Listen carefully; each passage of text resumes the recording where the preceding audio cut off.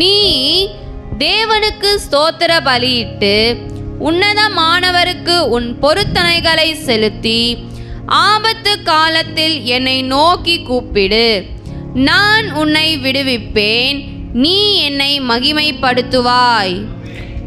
நீ தேவனுக்கு ஸ்தோத்திர பலியிட்டு உன்னதமானவருக்கு உன் பொருத்தனைகளை செலுத்தி ஆபத்து காலத்தில் என்னை நோக்கி கூப்பிடு, நான் உன்னை விடுவிப்பேன், நீ என்னை மகிமைப்படுத்துவாய்.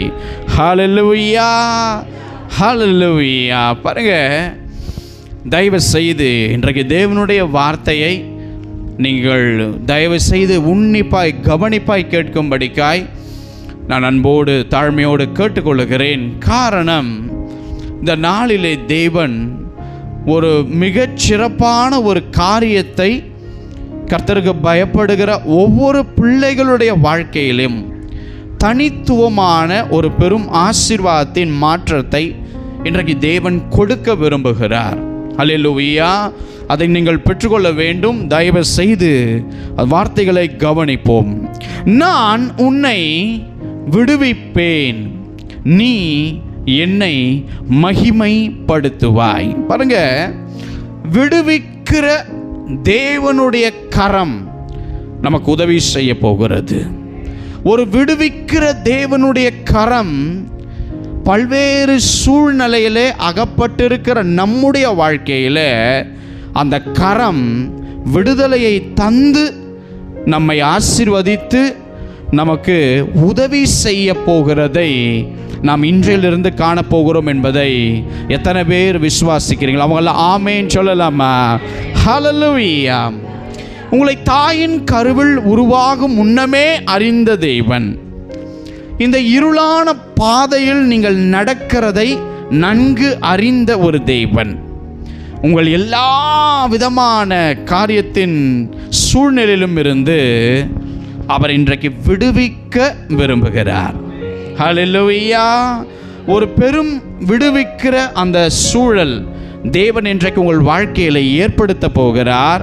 ஒரு பெரும் விடுதலையை வருகிற நாட்களிலே இன்றையிலிருந்து உங்களுக்கு தேவன் கட்டளையிட போகிறார். எனக்கு அன்பானவர்களே, அவர் உங்களை நிச்சயமாகவே விடுதலை செய்ய போகிறார், விடுவிக்க போகிறார்.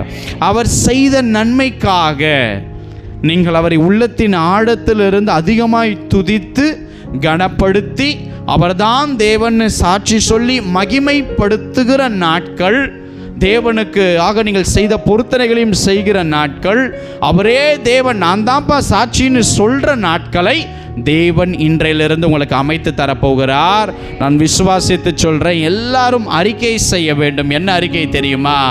என் தேவன் மிகப்பெரிய நன்மையை என் வாழ்க்கையிலே செய்ய போகிறார். எல்லா கரங்களை உயர்த்தி அந்த அறிக்கையை செய்யலாமா? என் தேவன் மிகப்பெரிய ஒரு நன்மையை என் வாழ்க்கையில் கர்த்தர் செய்ய போகிறார். ஹல்லேலூயா. கரம் உயர்த்தி அவரை அப்படியே ஸ்தோத்திரம் பண்ணலாம். அந்நிய பாஷையில் அவருக்கு நன்றி செலுத்தலாமா? ஹல்லேலூயா. அவர் உங்களுக்கு மிகப்பெரிய நன்மையை கர்த்தர் நிச்சயமாய் தரப்போகிறார். அன்பானவர்களே, நான் விசுவாசித்து சொல்கிறேன், நீங்கள் வர நாட்களில் சாட்சி கொடுக்க போகிறீங்க மற்றும் சாட்சியாக சொல்லுவீங்க. என்ன தெரியுமா? நான் தீர்க்க தரிசனமாக தேவனுடைய வார்த்தையை உங்களுக்கு சொல்லுகிறேன். நீங்கள் சொல்ல போகிற வார்த்தை எவ்வளமாக இருக்கும் என்றால், தேவன் என்னை சோதித்தார், வெள்ளியை புடமிடுகிறது போல என்னை புடமிட்டார், வருத்தமான பாரத்தை என்மேல் ஏற்றினார், மனுஷன் என் தலையின் மேல் ஏறி போகும்படி தேவன் அனுமதித்தார், ஆனாலும் தீயையும் தண்ணீரையும் நாங்கள் கடந்து வந்தோம். இந்த கடுமையான பாதைகள் இவைகளிலே நாங்கள் கடந்து வந்தோம். ஆனால் தேவன் எல்லா சூழலும் இருந்து என்னை விடுவித்து இப்பொழுது செழிப்பான இடத்தில் என்னை கொண்டு வந்து விட்டிருக்கிறார் என்கிற சாட்சியை உங்கள் குடும்பமாய் சொல்லும்படி கர்த்தர் கிரியை செய்ய போகிறார். ஹல்லேலூயா. உங்கள் சாட்சி ஓங்கி இருக்கும்படி, உங்களுடைய சாட்சி அவரை மகிமைப்படுத்தும்படி கர்த்தர் உங்கள் தலையை அல்ல, உங்கள் குடும்பத்தையே அவர் செழிப்பான பாதைகளை கொண்டு வந்து விட போகிறார். எத்தனை பேர் ஆமேன் சொல்ல விரும்புறீங்க? ஹல்லேலூயா! தேவனுடைய வார்த்தை நிச்சயமாகவே பாருங்க ஒரு பெரும் அந்த நன்மையை உங்கள் வாழ்க்கையிலே கட்டளையிட போகிறது. அன்பானவர்களே, எத்தனை பேர் அவருடைய நாம மகிமைக்காய் சாட்சி சொல்ல போகிறேன்? எத்தனை பேர் உறுதியா இருக்கிறீங்க? ஆமா, தேவன் நம்மளை சோதித்தார், புடமிட்டார், தீங்கான சில காரியங்கள் நம்ம வாழ்க்கையில அனுமதித்தார், மனுஷனை தலைமையில ஏறி போக பண்ணார். ஆனால் அந்த தீயையும் தண்ணீரையும் கடுமையான பாதைகளையும் கடந்து வர பண்ணினார்னு சொல்லி இன்றைக்கு என்னை விடுவித்து செழிப்பான இடத்தில் என்னை வைத்திருக்கிறார் என்று சொல்ல போகிற சாட்சி, சத்துரு வெட்கப்பட போகிறான். சத்துருக்கள் வெட்கப்படுவார்கள், உங்கள் முகம் வெட்கப்படாது. காரணம் என்ன? விடுவிக்கிற ஒரு தேவன் உங்களை விடுவிக்கிறதினால் அவரை நீங்கள் மகிமைப்படுத்த போகிறீர்கள். எத்தனை பேர் ஆமென் சொல்றீங்க? ஹல்லேலூயா!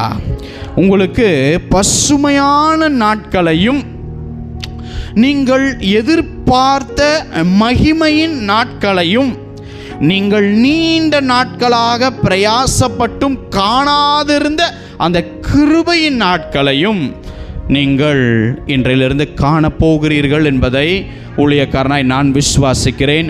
நீங்கள் விசுவாசிக்கிறீர்களா? ஏனென்றால் இன்றைக்கு ஒரு கரம் உன்னோடும் என்னோடும் துணை நிற்பதனால் இந்த தீங்கான நாட்களுக்கு இன்றைக்கு கர்த்தர் முடிவை வைக்க போகிறார். எத்தனை பேர் ஆமென் சொல்றீங்க? தீமையான காரியங்கள் உன் வாழ்க்கையில் நடக்கிறது, தீங்கான காரியங்கள் உன் வாழ்க்கையில் நடந்து கொண்டு இருக்கிறது, தீமைகள் உன்னை சுற்றிலும் அப்படியே சூழ்ந்து இருக்கிறது. இயேசுவின் நாமத்தில் சொல்ற கர்த்தர் அவருடைய கரம் அதற்கு முடிவை கட்டும். ஆமென்.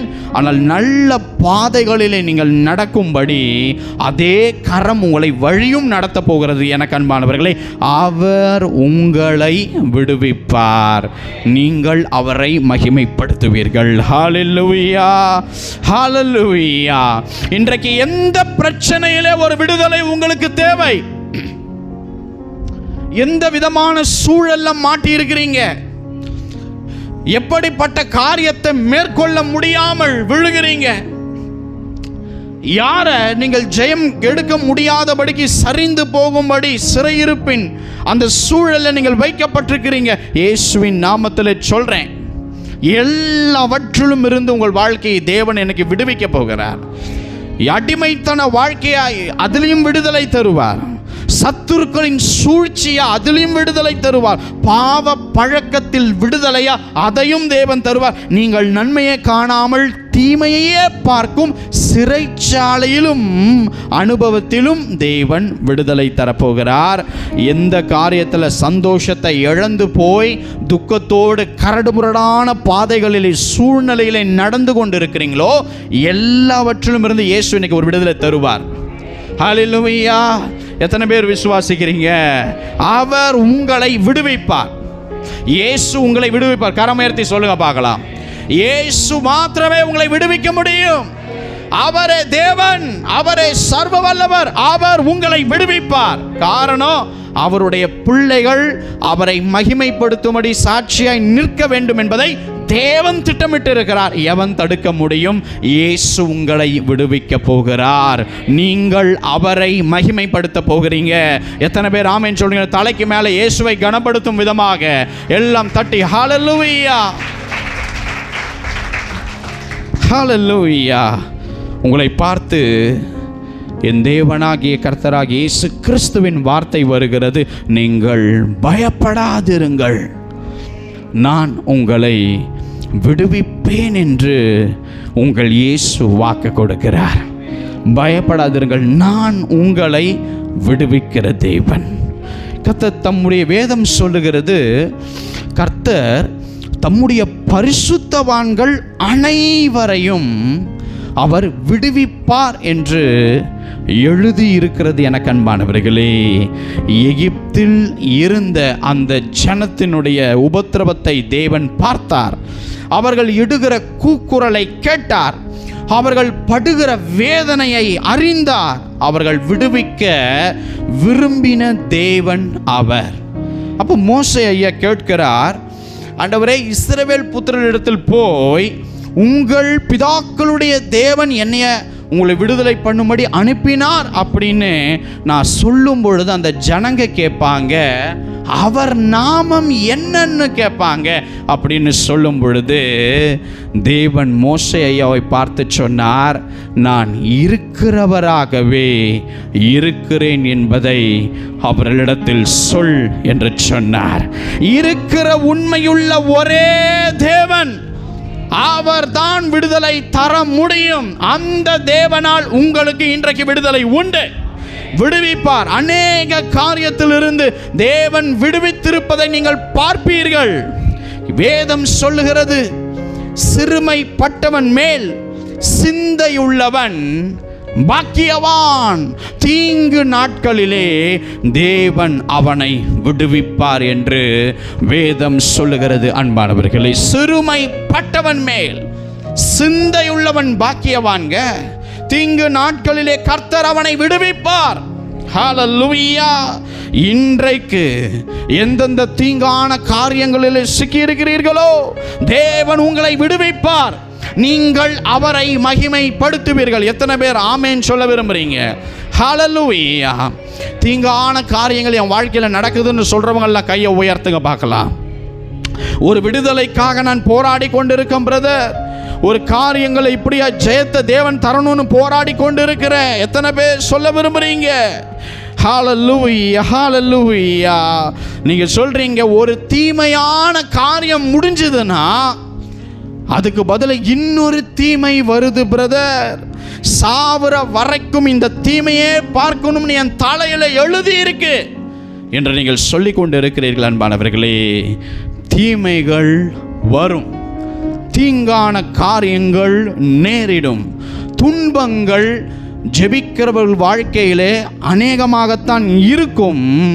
ஆனால் இதை குறித்து நாம் ஒரு நாளும் கவலைப்படவே கூடாது.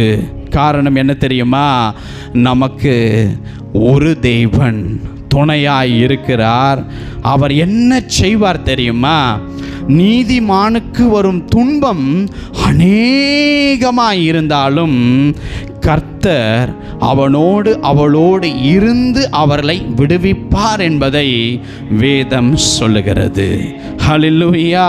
இன்றைக்கு தீங்கான காரியங்களில் சிக்கியிருக்கிற உங்களை அவர் விடுவிப்பார். அன்பானவர்களே, தீங்கு நடக்கக்கூடாது. எனக்கு மட்டும் ஏன் இவ்வளவு தீமை நடக்குது? நான் நல்லது தானே நினைக்கிறேன், செய்கிறேன், எனக்கு மட்டும் ஏன் இவ்வளவு தீங்கான காரியங்கள் என் குடும்பத்தில் நடக்குது? தீங்கு நடக்காதுன்னு அல்லங்க. கிறிஸ்தவர்களுக்கு தீமை நடக்கும், பாடுகள் இருக்கும், பிரச்சனை இருக்கும். ஆனால் தேவன் நம் மத்தியிலே இருக்கிறார். அவர் என்ன பண்ணுவார்? அந்த நீதிமானுக்குத்தான் அநேக தீங்கு வரும்னு வேதம் சொல்லுகிறது. நீதிமானுக்குத்தான் துன்பங்கள் அநேகம் நேரிடும். கர்த்தர் அவைகள் எல்லாவற்றிலும் இருந்து அவனை விடுவிப்பார். நான் விசுவாசிக்கிறேன். எத்தனை பேருக்கு தீமைகள் அதிகமாக இருக்கிறது, தீங்குகள் அநேகமாக இருக்கிறது, சத்துருக்களுடைய தீமை ஆயுதங்கள் அநேகமாய் கூர்மையாய் நிற்கிறது. நான் உங்களுக்கு சொல்லுகிறேன், நீதிமானுக்கு வரும் துன்பம் அநேகமாய் இருந்தாலும் உலகத்தானோடு இல்லாத ஒரு தேவன் நம்மோடு இருக்கிறபடியினால் அவர் எல்லாவற்றிலும் இருந்து கூட நின்று நம்மளை விடுவிக்க போகிறார். அவர் நின்று விடுதலை செய்யணும்னா ஏதோ விதமான ஒரு இருள் உன்னை சூழ்வதற்கு அனுமதித்திருக்கிறார், தீங்கு நேரிடுவதற்கு நடக்க அனுமதித்திருக்கிறார். கவலைப்படாத, தேவன் உங்களோடு கூட இருக்கிறபடியினால் அதில் இருந்து உங்களை விடுதலை பண்ணி தூக்குவார். அவர் நாமத்தை நீ பிரத்யட்சமாய் மகிமைப்படுத்த போகிறாய். எத்தனை பேர் ஆமேன்னு சொல்ல விரும்புறீங்க? ஹல்லேலூயா. பவுலும் சீலாவும் அவங்களுடைய பிரசங்கத்தை கேட்ட அந்த ஜனங்கள் என்ன செய்தாங்கன்னா, தகாத முறைமைகளை இவர் போதிக்கிறாருப்பா, தகாத முறைமைகள், தகாத சத்தியத்தை இவர்கள் போதிக்கிறார்கள் என்று சொல்லி அங்கே இருந்த அந்த ஜனங்கள் பவுலையும் சீலாவையும் அவனுடைய வஸ்திரத்தை கழற்றி அவங்களை அடிக்க ஆரம்பித்தார்கள். அவங்களை சிறைச்சாலையில் கொண்டு போய் போடுவதற்கு துணிந்து போட்டார்கள் அன்பானவர்களே. அவர்கள் கால்கள் அப்படியே இந்த தொழு மரத்திலே மாட்டி வைக்கப்பட்டன. ஆனால் வேதம் சொல்லுகிறது, நடுராத்திரியிலேயே பவுலும் சீலாவும் ஜெபம் பண்ணி கர்த்தரை துதித்து பாடினார்கள். ஹல்லேலூயா. நல்லா கவனிங்க. நமக்குத்தான் அநேக தீங்குகள் சூழும். நமக்குத்தான் நம்மளை சோர்வடைந்து உட்கார வைக்க அநேக காரியங்கள் சத்துருவானவன் எழுப்பி வைத்திருப்பான். நமக்கு சுற்றித்தான் பல இருள்கள் அப்படியே சூழ்ந்த மாதிரி இருக்கும். ஆனாலும் பாருங்க, நடுராத்திரியிலேயே இந்த பவுலும் சீலாவும் கர்த்தரை துதித்து ஜெபம் பண்ண ஆரம்பிக்கிறார்கள். அன்பானவர்களே, வேதம் சொல்லுகிறது, சடிதியிலே அந்த சிறைச்சாலையினுடைய கதவுகள் அசையும்படியாய் பூமி அதிர்ந்தது. அந்த கதவுகள் திறக்கப்பட்டது. இன்னொன்று, அவர்களை கட்டியிருந்த கைகளில் கால்களில் இருந்த கட்டுகள் எல்லாம் அப்படியே கழன்று விழுன்றன. நான் சொல்லுகிறேன், நீதிமானுக்கு அநேகம் துன்பம் வந்தாலும் அந்த நீதிமான் கர்த்தரை நோக்கி கூப்பிடும் பொழுது அவன் எங்கே இருந்தாலும் அவள் எங்கே இருந்தாலும் அங்கே மகிமை இறங்கி அவர்களை விடுதலை செய்யும். எனக்கு அன்பானவர்களே, ஹல்லேலூயா. அவர்கள் கட்டுகள் அன்றைக்கு அவிழ்ந்தது போல, சிறைச்சாலையின் அஸ்திபாரங்கள் அசைந்தது போல, இன்றைக்கும் அவர்களை விடுதலை செய்த அதே கர்த்தர் உன் மத்தியிலும் என் மத்தியிலும் இருக்கிறார். அவர் நம்மை விடுவிக்க போகிறார். உங்கள் கட்டுகள் இன்றைக்கு அவிழ்ந்து விழும். உங்களுக்காக சிறைச்சாலையின் அஸ்திபாரங்கள் இன்றைக்கு அசையும். எத்தனை பேர் ஆமென் சொல்றீங்க? நீங்கள் செய்ய வேண்டியது என்ன தெரியுமா? ஆபத்து காலத்தில் பலன் இருக்காது அவரை நோக்கி கூப்பிட. ஆனால் தீங்கு நாட்களிலே அவரை நோக்கி கூப்பிட திராணி இருக்காது. ஆனால் சோர்வடைகிற நேரத்தில் விசுவாசம் இருக்காது. ஆனால் அவரை நோக்கி கூப்பிடுகிற காரியத்தை நீங்கள் கற்றுக்கொள்ளுங்கள். ஸ்தோத்திரம் பண்ணவும் ஜெபம் பண்ணவும் தேவ சமூகத்திலே அவரை துதிக்கவும் பிரயாசப்படுங்கள். தேவனுடைய பிரசன்னம் உங்களுக்காக துணை நிற்கும். அந்த கட்டுகளை உடைத்தெறியும், அஸ்திபாரத்தை அசைக்க பண்ணும். தேவன் உங்களை விடுவிப்பார். நீங்கள் அவரை மகிமைப்படுத்துவீர்கள். ஹல்லேலூயா. எத்தனை பேர் ஆமென் சொல்ல விரும்புறீங்க? பாருங்க, சில ஆபத்தான இந்த டைம் வரும்போதெல்லாம், இந்த துக்கம் வரும்போதெல்லாம் நம்ம இருதயத்தில் ஒரு பயம் காணப்படும். அந்த பயத்தினால் நமக்கு சரியான தூக்கம் வராத ஒரு சூழ்நிலையும் அமையும். அப்படி பயந்து சிந்திப்பதை விட அந்த நேரம் கர்த்தரை நோக்கி கூப்பிட்டு அதை சொல்லி பார்க்கிற அந்த அவர்களிடம் சொல்லுகிற அந்த அனுபவத்திலே நாம் வளர வேண்டும். எனக்கு அன்பானவர்களே, ஹல்லேலூயா. பாருங்க, நம்ம சின்ன சின்ன காரியங்களை குறித்து பயப்படுறோம். ஐயோ, இதெல்லாம் எப்படி முடியும்னு சொல்லி சிந்தனையிலேயே போட்டுக்கொண்டு முழுதும் நம்ம தூங்காமல் இருக்கிறோம், பயந்து இருக்கிறோம். அடுத்து இது எப்படி நடக்கும், அடுத்து எப்படின்னா, நான் சொல்லுகிறேன், நடத்த வேண்டியவர் கர்த்தர். நீ உங்களாலையும் என்னாலையும் எதையுமே நடத்த முடியாது. இன்னைக்கு வந்தாதான் அன்றைக்கு தான் உனக்கு தெரிகிறது, உனக்கு எந்த சூழலில் எப்படி நடக்க போகிறோம், என்ன காரியம்னு அன்னைக்கு தான் நீ யோசிக்கணும். அதையும் தேவனுடைய கரத்தில் வைக்கும் போது நம்ம அதை பற்றி யோசிக்கவே தேவையில்லை. நம்ம பல காரியங்களை நம்முடைய சிந்தனைகளில் போட்டுக்கொள்ளுகிறோம். பல பயத்தை அந்த ஆவிகள் எங்கேயோ இருக்கிறத தூக்கி நம்ம அப்படியே நம்ம பேக்கெட்டுக்குள்ளே போட்டுக்கிற மாதிரி சில காரியங்களை நாம் சிந்திக்கிறோம்.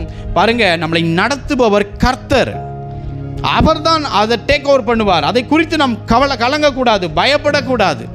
பிரச்சனை நம்ம கையில் இருக்கிற வரைக்கும் தான் அதை குறித்து நாம் பயப்பட வேண்டும். பிரச்சனை தேவனுடைய கரத்தில் சொல்லிட்ட போது அவர் எதையாச்சும் ஒன்று நமக்காக மகிமையாய் செய்வார் என்கிற நம்பிக்கை ஜெபிக்கிறவனிடத்தில் கர்த்தரை எந்த நாட்களிலும் ஸ்தோத்திரம் பண்ணவனுடைய வாழ்க்கையில் காணப்பட வேண்டும். அன்பானவர்களே, இப்போ பாருங்க, யாக்கோபு ஐயாவுக்கு ஒரு பெரும் பயம்.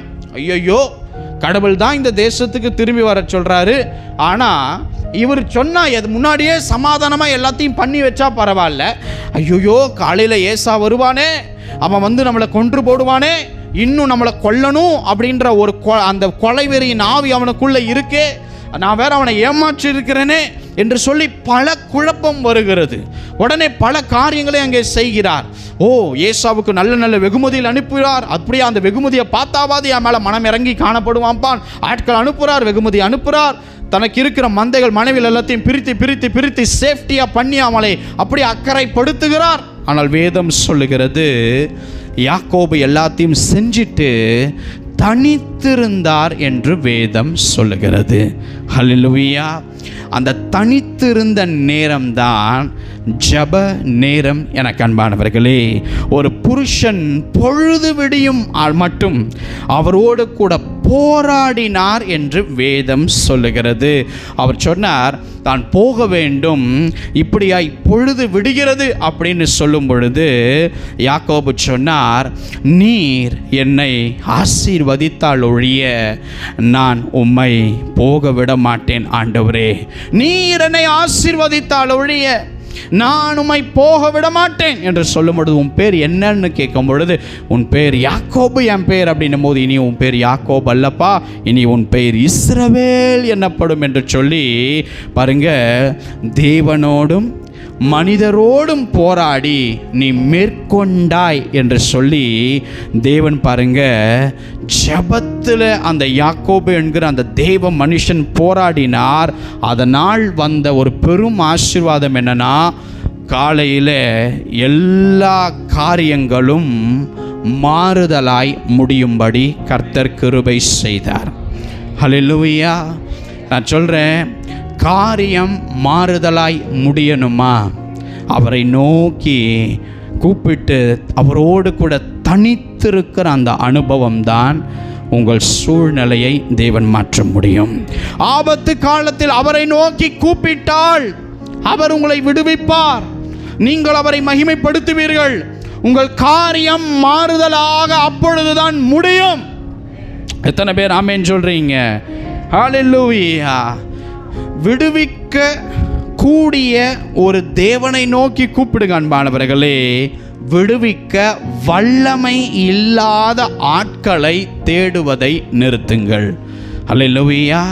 உங்களை விடுவிக்கிறதுக்கு வல்லமையே இல்லாத ஆட்களை நீங்கள் தேடுவதை விட நீங்கள் விடுவிக்கக்கூடிய ஒரு தேவனை தேடும் பொழுது அவர் எல்லாவற்றிலும் இருந்து உங்களை விடுவிக்க அவர் வல்லமை உள்ள தேவனாக இருக்கிறார். பாருங்க, இன்றைக்கு தேவன் செய்ய போகிற காரியங்களை, அதாவது சபையின் குடும்பங்களுக்கு அடுத்து அவங்க வாழ்க்கையில் அவங்க குடும்பங்களுக்கு தேவன் செய்ய போகிற காரியங்களை குறித்து என்னிடத்தில் தனிப்பட்ட விதத்திலே தேவன் அதை குறித்து பேசினார்.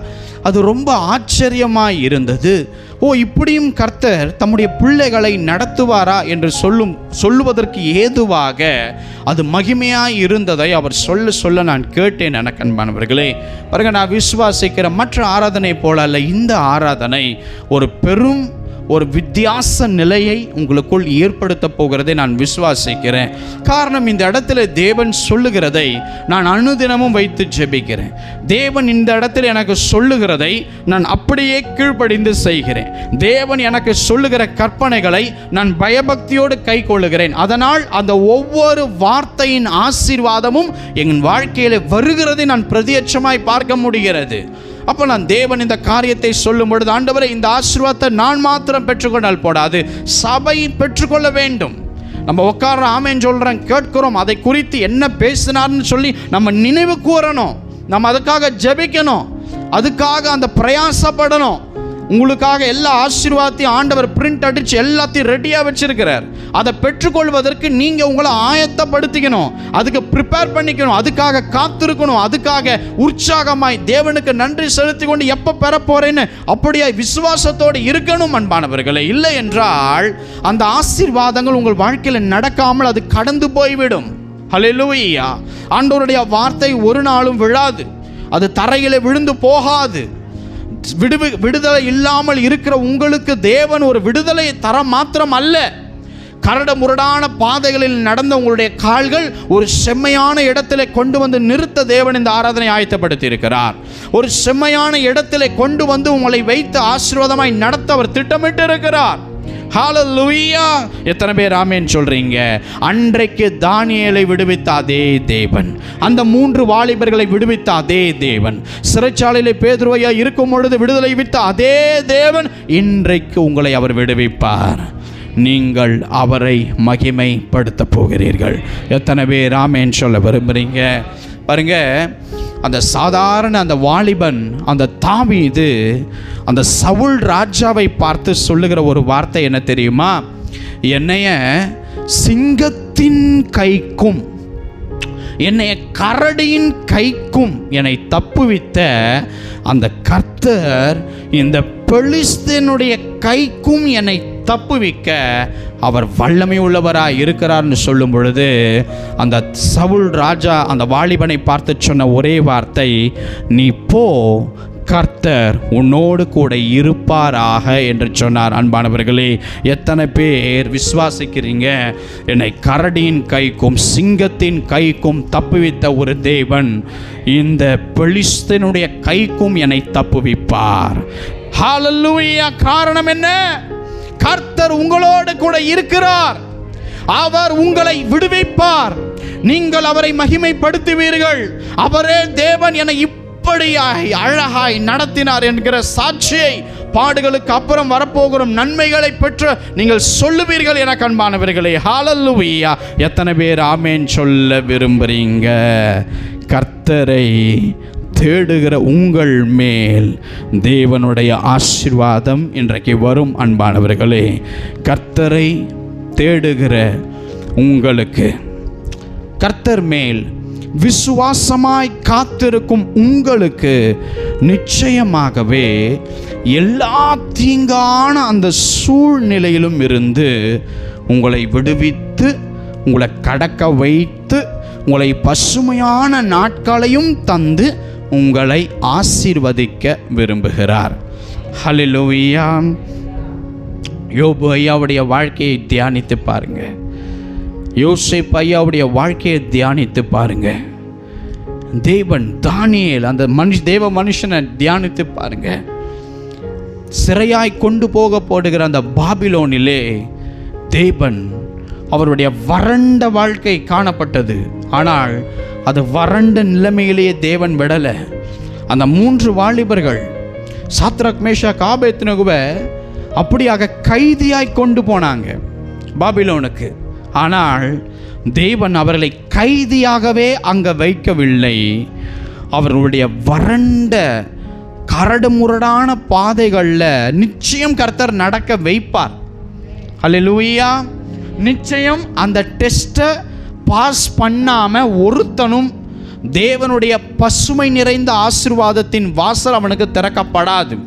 அவன் எதை கடந்து வர வேண்டும் என்றால், அவன் சோதனை, அந்த பாடுகள், அந்த நிந்தை, அந்த தீமை அவனை சூடுகிற நேரம், கரடுமுரடான காரியங்கள், அந்த எல்லாவற்றையும் கடந்து வந்த பின்னராகவே உன் சுபாவத்தை உடைத்து உன்னை சீரமைத்து அவரை நீ முழு இருதயத்தோடு கொஞ்சம் பலன் இருந்தும் அவரையே நம்புகிற சூழல் வர வரைக்கும் அந்த கரடு முரடான காரியத்தில் தான் தேவன் உன்னை நடத்துவார்.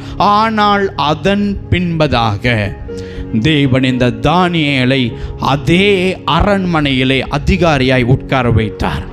அதே 3 வாலிபர்களையும் தேவன் அடிமைத்தனத்தில் விடவில்லை, அதே பஞ்சத்தில் விடவில்லை.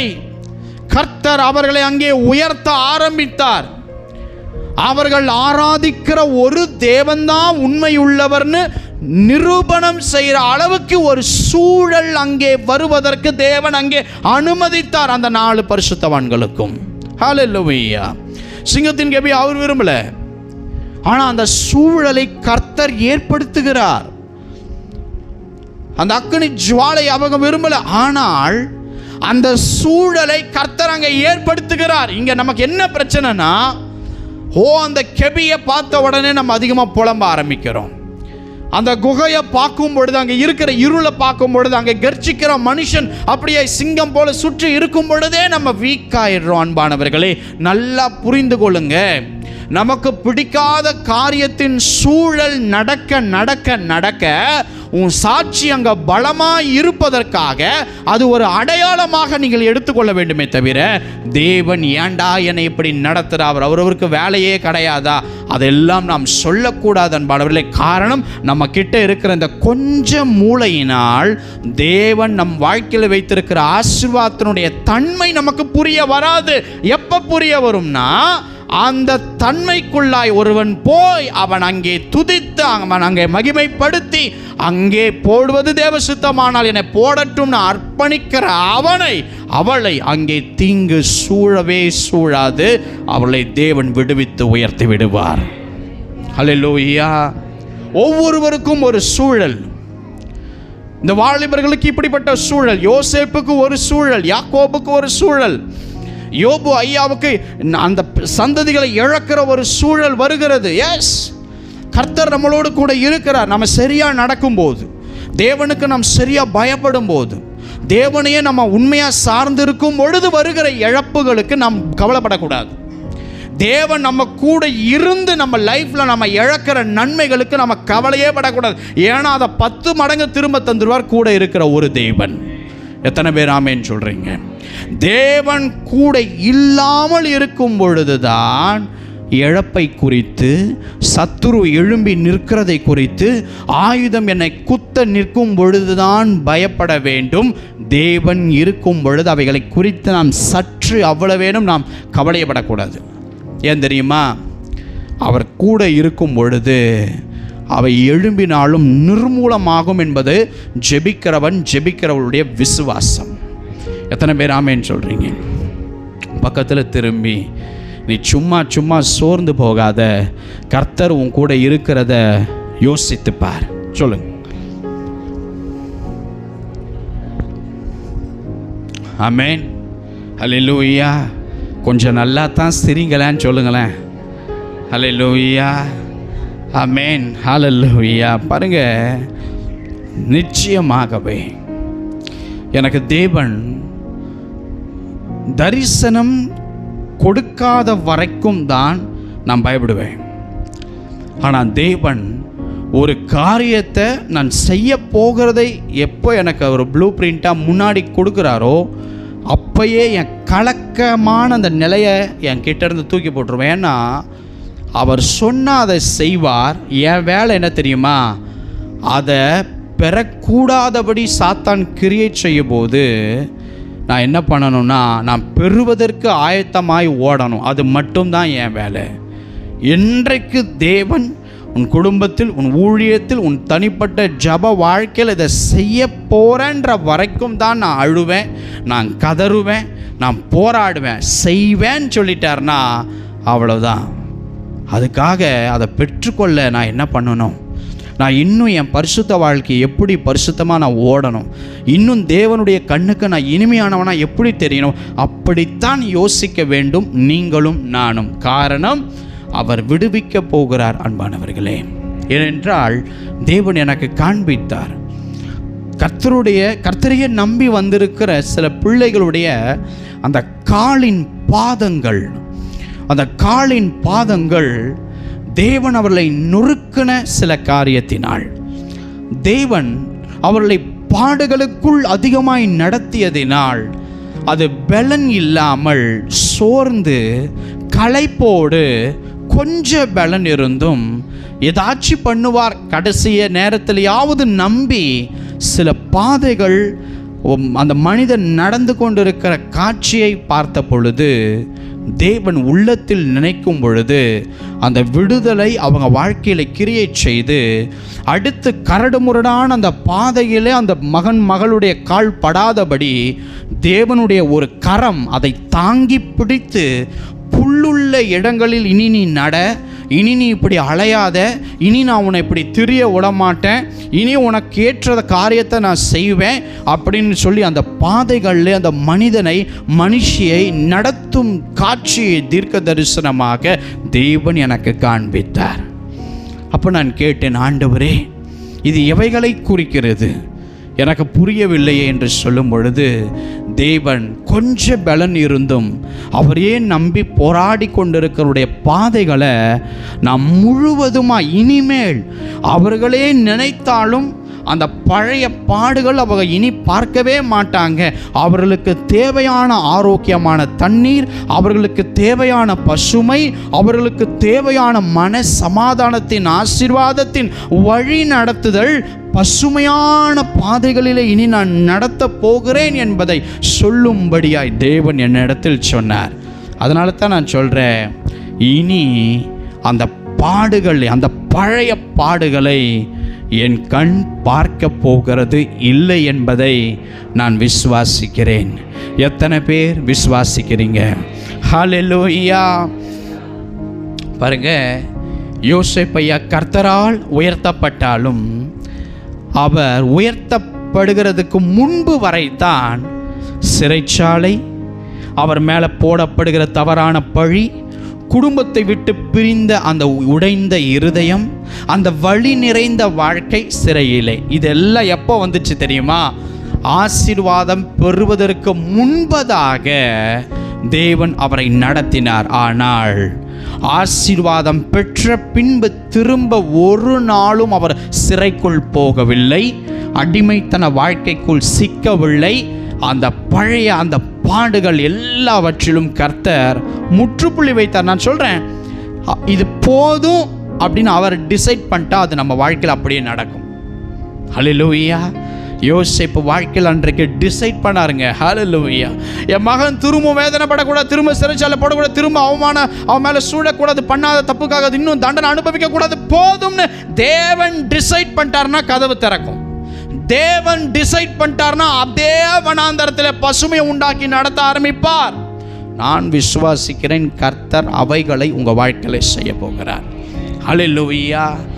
ஆமென். ஹல்லேலூயா. எத்தனை பேர் விசுவாசிக்கிறீங்க? ஆமென். ஹல்லேலூயா. ஒரு வசனத்தை வாசிப்போம். சங்கீதத்தின் புஸ்தகம் 23ஆம் அதிகாரம் 2ஆம் வசனம். சங்கீதம் 23:2. அவர் என்னை புல்லுள்ள இடங்களில் மேய்த்து அமர்ந்த தண்ணீர்கள் அண்டையில் என்னை கொண்டு போய் விடுகிறார். கர்த்தர் பாருங்க, தாவீது ஐயா சொல்றாரு, கர்த்தர் என் மேய்ப்பரா இருக்கிறார், நான் தாழ்ச்சி அடையேன். அவர் என்னை புல்லுள்ள இடங்களில் கொண்டு போய் மேய்த்து அமர்ந்த தண்ணீர் அண்டையில் கொண்டு போய் விடுகிறார். கொஞ்சம் யோசிச்சு பாருங்க, இந்த வார்த்தை எழுதும் பொழுது அவருடைய வாழ்க்கை பசுமையா இருந்தது நீங்க நினைக்கிறீங்களா? நல்ல தண்ணீரை குடிச்சிட்டு நிம்மதியா சாட்டிஸ்ஃபைடான ஒரு லைஃபை வாழ்ந்தார்னு நினைக்கிறீங்களா? இல்லைங்க. பண்ணாத தவறுக்காக, செய்யாத குற்றத்திற்காக கொல்லுவேன்னு ஒருத்தன் இல்லை, பல மனுஷன் எழும்பும் பொழுது அவர் வனாந்தரங்களுக்கு போனார், குகைகளுக்கு போனார். ஆனால் வார்த்தை என்ன? நான் உன்னை ராஜாவாக வைப்பேன். ஆனால் ஆப்போசிட்டாக குகையாக போய் ஒளிகிற சூழ்நிலை வருது. பஞ்சத்தை தான் பார்த்தார், வனாந்தரத்தை தான் பார்த்தார், ஒரு மேய்ச்சலை பார்க்க முடியல. ஆனால் ஏற்ற நேரம் வந்தது. தாவீது, நீ ஓடின இந்த வனாந்தர வாழ்க்கை போதும்பா என்று தேவன் சொன்ன போது அங்கே வாக்குத்தத்தம் நிறைவேற ஆரம்பித்து, நல்ல கவனிங்க, சவுல் மரித்தால் அவன் பையன் ராஜாவா உக்காரணும். ஆனால் அந்த யோனத்தான் உயிரோடு இருக்கும்போது கூட நான் அந்த அரியணையில் உட்காருவேன் என்ற சிந்தனை அவனுக்கு இல்லை. காரணம், தாவீதின் மேல் இருக்கிற அந்த அழைப்பு, என் தகப்பனுக்கு அடுத்து இந்த தாவீது தான் உட்காருவார்னு ராஜாவினுடைய மகன் பார்க்கும் அளவுக்கு தாவீது மேல் இருக்கிற அந்த வாக்கு தத்தம் அவை மகிமையாய் காணப்பட்டது. வனாந்தரத்துக்கு ஓடட்டும், கொல்ல அநேகர் வரட்டும், தீங்கு நேரிடட்டும், கர்த்தர் நினைத்தார், போதும் மகனே, உன் வாழ்க்கையில் இந்த போராட்டம் வந்தது போதும்னு கர்த்தர் டிசைட் பண்ணார். அரியணை அவரை தேடி வந்தது. சவுல் மரிக்கும் பொழுது பல ஜாதி மக்கள் இந்த தாவீதை தேடி வந்து எங்களை ஆளும் ராஜாவா இரும்னு சொல்லும்படியாய் அந்த வனாந்தரத்துக்கு ஒரு முடிவு வந்து குகையில் இருந்தவரை சிங்காசனத்தில் உட்கார வைத்ததுக்கப்புறம் திரும்ப தாவீது குகைக்குள் போகவில்லை. திரும்ப தாவீது மனிதர்களுக்குள் பயந்து ஓடி ஒளியவில்லை. சிங்காசனத்தில் உட்கார்ந்து தேவன் விரும்புகிறபடி தன் நாட்டை ஆளும்படி ஆசீர்வாதம் அவர் வாழ்க்கையில் வந்தது. எத்தனை பேர் ஆமென் சொல்றீங்க? அதனால தான் தாவீதையா சொன்னார், கர்த்தர் என் மேய்ப்பராய் இருக்கிறார், நான் இனி தாழ்ச்சி அடையேன். அவர் என்னை புல்லுள்ள இடங்களிலே மேய்த்து அமர்ந்த தண்ணீர் அண்டையிலே கொண்டு போய் விடுவார். அது தேவன் வனாந்தரத்துக்கு முடிவு வைத்து வனாந்தரத்திலிருந்து அடுத்து பாதை வைக்கும் போது செழிப்பு நிறைந்த ஒரு பாதை உண்டாக்குவதனுடைய அடையாளத்தின் ஆசீர்வாதம் அது. இன்னைக்கு ஆசீர்வாதத்தை தாகத்தோடு இருக்கிறீர்களா சகோதரனே, சகோதரியே? இன்றைக்கு தேவன் உங்கள் தாகத்தை தீர்ப்பார். இன்றைக்கு உங்கள் கசப்பான வாழ்க்கையை மாற்றுவார். இன்றைக்கு உங்கள் இருளான காரியத்தின் கரடுமுரடான பாதைகளுக்கு மாற்றம் வரும். காரணம், தேவன் இருக்கிறவராகவே இருக்கிற தேவன் இன்று உங்கள் வாழ்க்கையை மாற்ற போறாருங்க. இன்றைக்கு உங்க வாழ்க்கையை விடுவிக்க போகிறார். நான் விசுவாசிக்கிறேன். அவர் உங்களை திருப்தியாய் நடத்தும் விதம் அதை கண்டு நீங்க சந்தோஷப்படும்படி துதித்து மகிமைப்படுத்துவீங்க. எத்தனை பேர் ஆமென் சொல்றீங்க? ஹல்லேலூயா. அன்னாளுடைய வாழ்க்கை வனாந்தரத்தை போல கண்ணீரும் கசப்புமாய் இருந்ததை தேவன் மாற்றின பொழுது வெகு சந்தோஷத்தோடு இந்த அன்னாள் அம்மையார் தேவனை துதித்தார்கள்.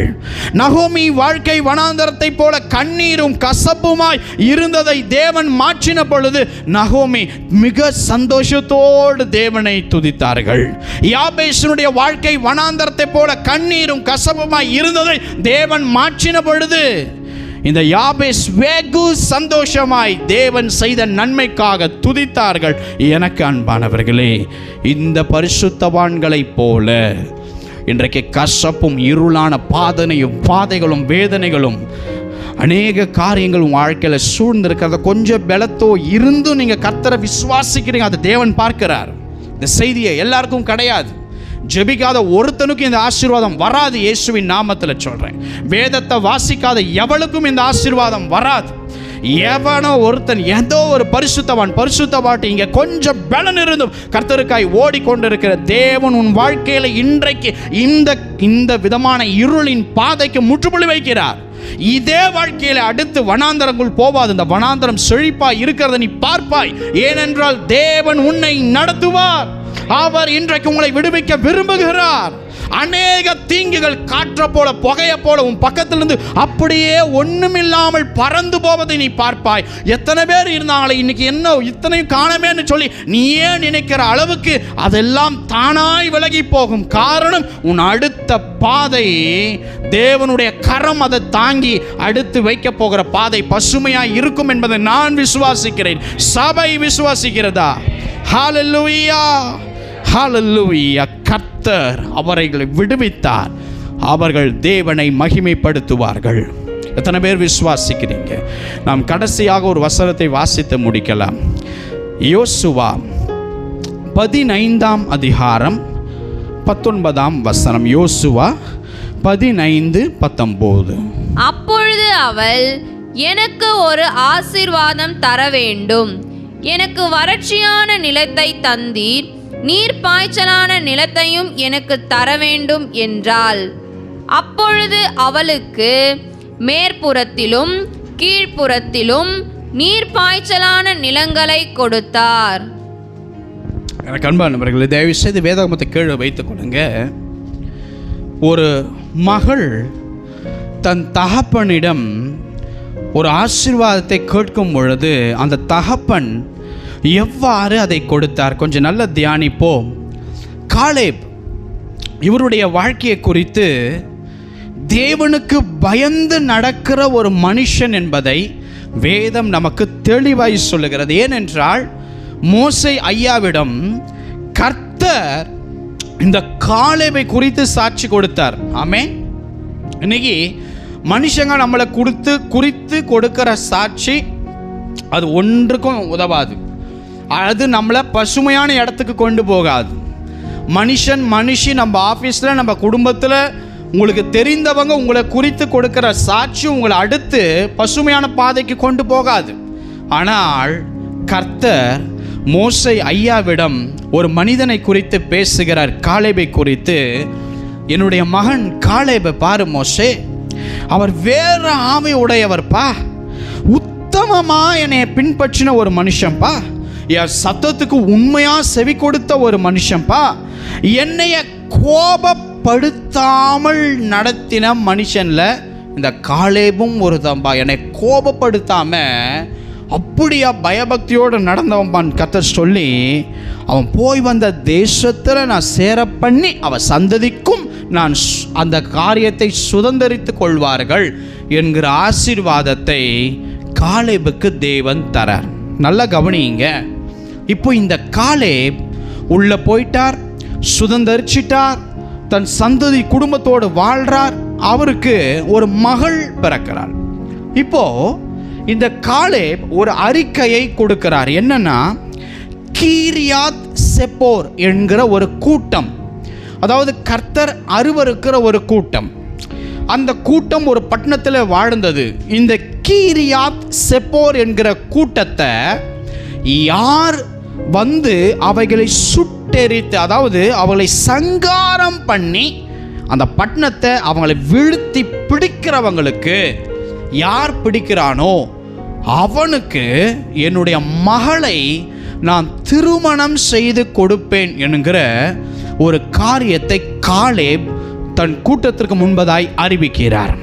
அப்போ இந்த கீரியாத் செப்போர் என்கிற கூட்டத்தை முறியடிக்கும்படி பலர் வந்தாலும் அங்கே ஒரு மனுஷன் மாத்திரம் அந்த கூட்டத்தை சங்காரம் பண்ணி பட்டணத்தை கைப்பிடிக்கிறார். அவருடைய பெயர் தான் ஒத்னியேல். ஹல்லேலூயா. அவர் அந்த பட்டணத்தை பிடித்தார். உடனே இந்த காலேப் என்ன பண்ணார் என்றால், வாக்கு கொடுத்திருக்கிறார்ல, வாக்கு கொடுத்தா என்ன பண்ணணும்? நிறைவேற்றணும். வாக்கு கொடுத்தா அதை நிறைவேற்றணும். இப்போ அந்த வாக்குக்கு உண்மை உள்ளவராய் காலேப் தன்னுடைய மகள் அக்சாலை என்ன பண்றாருன்னா, இந்த ஜெயித்த இந்த ஒத்னியேலுக்கு திருமணம் செய்து கொடுக்கிறார். அப்போ நல்லா கவனிங்க. இந்த அக்சால் இந்த ஒத்னியேலுக்கும் திருமணம் நடக்கிறது. இப்போ இந்த அக்சால் தன் தகப்பனை விட்டு பிரிந்து தன் கணவரோடு இசைந்திருக்கும்படி வீட்டை விட்டு புறப்படுகிற ஒரு நேரத்திலே அப்படியாய் கழுதையின் மேல் இந்த அக்சால் உட்கார்ந்து இருக்கும் பொழுது அவங்களுக்கு புரியுது, ஏதோ ஒன்று அப்பா கிட்ட கேட்கணும், கேட்கலாமா வேணாமா, கேட்கலாமா வேணாமான்ட்டு அவனுடைய முகத்தினுடைய பாவனையை தன் தகப்பன் காலேபால் புரிந்து கொண்டு, மா என்ன வேணும் உனக்கு அப்படிங்கிற வார்த்தையை இந்த காலேப் அக்சாலை பார்த்து கேட்கிறார். உடனே அக்சால் அப்படியாக கழுதையின் மேல் இருந்து இறங்கி, அப்பா எனக்கு ஒரு ஆசீர்வாதத்தை தர வேண்டும் அப்பா அவள் கேட்கிறாள்.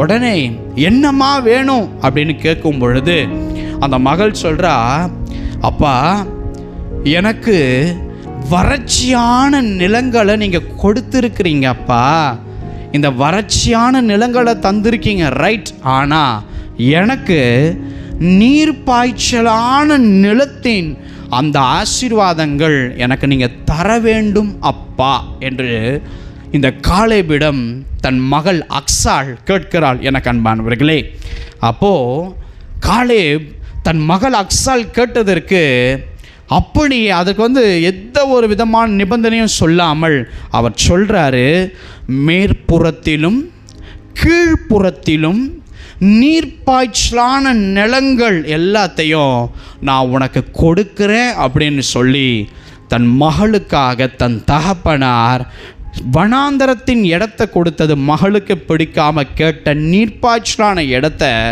தன் தகப்பன் அள்ளி கொடுத்தார். எனக்கு அன்பானவர்களே, இந்த காரியத்தை தான் இன்றைக்கு கர்த்தர் உங்கள் வாழ்க்கையிலும் செய்ய போகிறார்.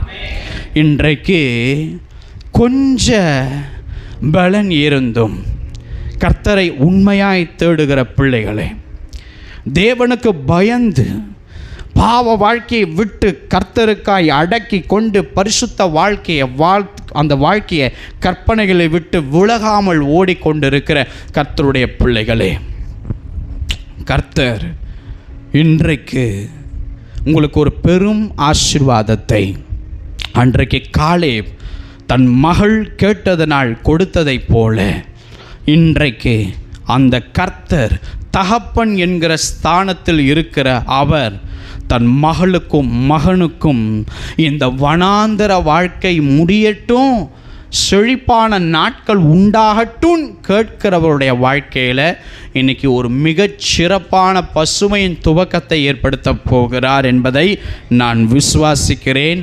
சபை விசுவாசிக்கிறதா? ஹல்லேலூயா. பொதுவாக அந்த தகப்பனார் தன்னுடைய மகளுடைய முகத்தை பார்க்கும்போதே, அவங்க வீட்டை விட்டு கிளம்பும்போது கழுதை மேலே உட்காந்துருக்கும் போதே தெரியுது, என் மகன் முகம் சரியில்லை, என் மகளுக்கு முகத்தில் ஒரு சந்தோஷம் இல்லை, எதையோ ஒரு ஆசீர்வாதத்தை அவள் கேட்க விரும்புகிறா அப்படின்ட்டு காலேபால் புரிந்து கொள்ள முடிந்தது. இன்றைக்கு நீங்கள் ஏன் இப்படியா இருக்கிறீர்கள் என்பதை தேவனுக்கு தெரியும். அவர் என்ன செய்ய போகிறார் தெரியுமா? வறண்ட நிலங்களிலே சுற்றி அலையும்படி வைத்த உங்களுக்கு அவர் நீர்ப்பாய்ச்சலான நிலங்கள் சொந்தமாய் உங்கள் வசமாய் கொடுக்க போகிறார். நான் விசுவாசிக்கிறேன். தேவ வார்த்தை வர வரைக்கும் தான் பிரச்சனை. அது வந்ததுக்கு அப்புறம் நான் எதை குறித்தும் கவலைப்பட போகிறதல்ல. தேவன் என்னை நடத்துவார் என்பதை, நீங்கள் உங்களை தேவன் நடத்துவார் என்பதை விசுவாசிக்கிறவர்கள் தலைக்கு மேலே பலமாய் கரம் தட்டி